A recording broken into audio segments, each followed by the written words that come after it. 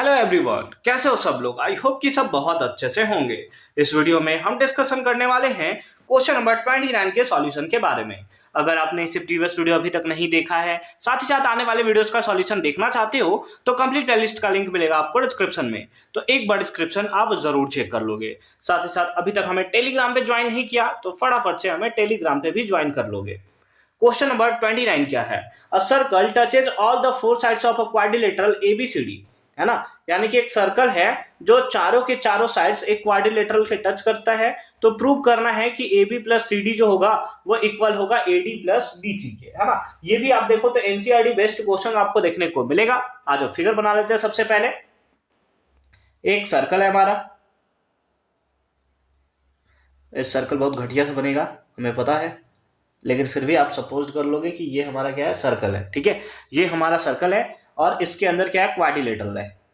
Quadrilateral है तो ये हमने बना लिया क्वाड्रिलेटरल। ठीक है, ये चारों साइड में ये टच करेगा।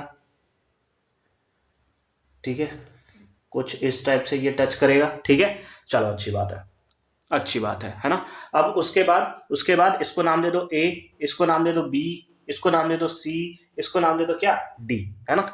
ये हो गया एबीसीडी। तो वही है, a circle touches all the four side of a quadrilateral ABCD. Touch कर रहा है, बिल्कुल टच कर रहा है। इसका भी नाम दे दिया जाए, यहां पर टच कर रहा है, इसको नाम देते हैं पी, यहां पर टच कर रहा है, इसको नाम देते हैं क्यू, इसको नाम दे देते हैं आर, और इसको नाम दे देते हैं एस, है ना, पी क्यू आर एस। ठीक है, इस टाइप से। तो हमें प्रूव करना है कि A B plus C D, है ना, A B plus C D, अच्छा अपोजिट साइड होता है ना, इज इक्वल्स टू क्या कर होगा, that is B C plus A D या A D plus B C, है ना। ठीक है, ठीक है, ठीक है। तो गिवन वाला पार्ट आप लिख देना। लिख ही दूं क्या, चलो लिख ही देता हूं कि गिवन में आप क्या लिख दोगे कि सर्कल, जो लिखा हुआ है बस उसी को लिख देना है कि circle touching side of ABCD at कहां पे टच करता है, P, Q, R and S। तो हमें प्रूव करना है ना। तो टू प्रूव है ना, प्रूव क्या करना है हमें कि A B plus C D is equals to A D plus B C, यही हमें प्रूव करना था। ठीक है, अब यहां पर जब आप प्रूफमेंट में आओगे तो प्रूफमेंट में सबसे पहले आपको क्या लिखना होगा कि आपने सर्कल में एक पढ़ रखा है कि जो टेंजेंट ड्रॉ होता है एक एक्सटर्नल पॉइंट से, वो क्या होता है, इक्वल इन लेंथ होता है। तो सिंपल फॉर्म में आप यहां पर लिख दो कि tangents from an external point, tangent from an external point to a circle are equal in length, are equal in length, है ना। लेंथ में कैसा होगा, वो हमें इक्वल देखने को मिलेगा। ठीक है, ठीक है, हाँ चलो ठीक है।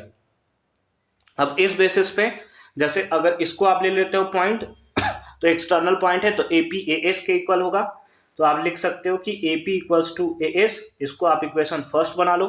ठीक है, फिर अगर इस पॉइंट को लेते हो तो आप क्या लिख दोगे कि BP equals to B Q, लिख सकते हो ना, BP equals to B Q लिख सकते हो कि ये वाला साइड के इक्वल होगा। अगर सी को आप एक्सटर्नल पॉइंट लेते हो तो उस बेसिस पे आप क्या लिख सकते हो, सी आर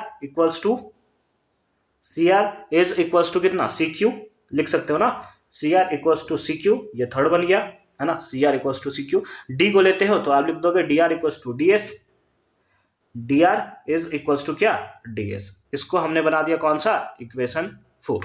कौन सा बना दिया, इक्वेशन 4 बना दिया हमने। ठीक है, उसके बाद आप क्या कर दोगे, चारों इक्वेशन को ऐड कर दोगे, है ना। तो आप कर दोगे add first, second, third and four, चारों को ऐड कर दोगे तो क्या मिलेगा आपको, AP plus BP plus C R plus D R, है ना, कुछ इस टाइप से, इज इक्वल्स टू क्या मिलेगा, A S plus B Q, है ना, लेफ्ट वाला लेफ्ट के साथ ऐड होगा, राइट वाला राइट के साथ, प्लस सी क्यू और प्लस कितना, ds प्लस कितना ds। अब AP plus BP, AP plus BP क्या बन जाएगा, ये दोनों मिलकर बन जाएंगे AB plus CR plus DR, ये क्या बन जाएगा CD बन जाएगा। तो equals to plus CD is equals to, अब यहां पर अगर आप देखो तो BQ plus CQ, BQ plus CQ क्या बन जाएगा, that is BC plus AS plus DS, AS plus DS क्या बन जाएगा AD, AD। और यही तो हमें प्रूव करना था, यही तो हमें प्रूव करना था। क्या ही सिंपल तरीके से हमने इसको प्रूव कर दिया है। ठीक है, आई होप कि ये पार्ट भी क्वेश्चन नंबर 29 भी आपको एकदम क्लियर फॉर्म में समझ में आया होगा कि कैसे हमने इसका सॉल्यूशन जो है वो किया है। मिलते हैं आपसे अगली वीडियो में, यानी कि क्वेश्चन नंबर 30 के सॉल्यूशन के साथ।